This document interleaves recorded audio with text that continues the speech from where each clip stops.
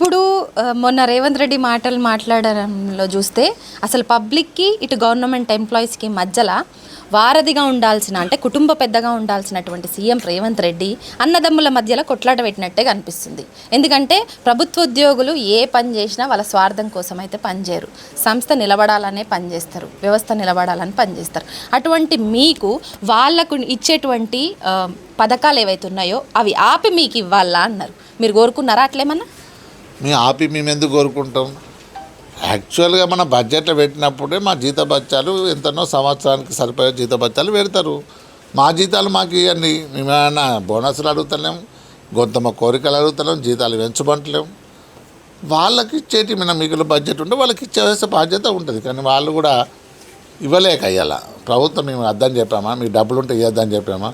మరి ఇలా జీతాలు ఇచ్చే పరిస్థితి ఎందుకు వచ్చిందో మన మీ ప్రభుత్వం మీరే కూర్చుని దాన్ని రివ్యూ చేయండి. మా జీతాలైనా ఇంకా ఉన్నాయి కదా, మంత్రులు ఉన్నాయి, ఎమ్మెల్యేలు ఉన్నాయి, వాళ్ళందరూ రివ్యూ చేద్దాం. మరి ప్రభుత్వంలో ఎంత డబ్బు ఉన్నది, ఒకవేళ ఆర్థిక ఎమర్జెన్సీ అయితే అందరిని వెళ్దాం, అందరి దానికి బాధ్యులు వేద్దాం. కానీ ఒక ఉద్యోగులను టార్గెట్ చేయడం అది మంచి పద్ధతి కాదు. ఉద్యోగులు ప్రజల్లో భాగం. మేము ఆ ప్రజలకి ఎలా వచ్చిన వాళ్ళం, చిన్న కుటుంబాలకి వచ్చిన వాళ్ళే ఉద్యోగులు, చిన్న చిన్న ఉద్యోగులు, అంగన్వాడీ, ఆశా వర్కర్లు, వాళ్ళకి ఇచ్చే 13,000 7,000 వాళ్ళు ఉన్నారు.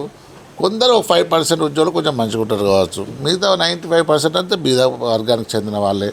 ప్రజలకు మాకు సంబంధం ఉంటుంది. మేము 10 లక్షల మంది ఉంటారంటే మా చుట్టాలందరూ కలిస్తే అది కోట్లలో వస్తారు. మరి మమ్మల్ని వాళ్ళని విడదీయద్దు.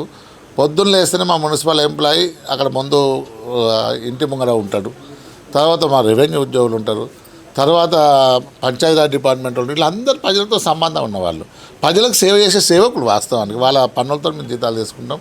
అట్లా మాట్లాడడం మంచి పద్ధతి కాదు. మీ దగ్గర డబ్బులు ఉంటే ఇవ్వండి, వద్దంటలేం. కానీ మా జీతభత్యాలు ఆపి ఇవ్వాల్సిన అవసరం లేదుగా.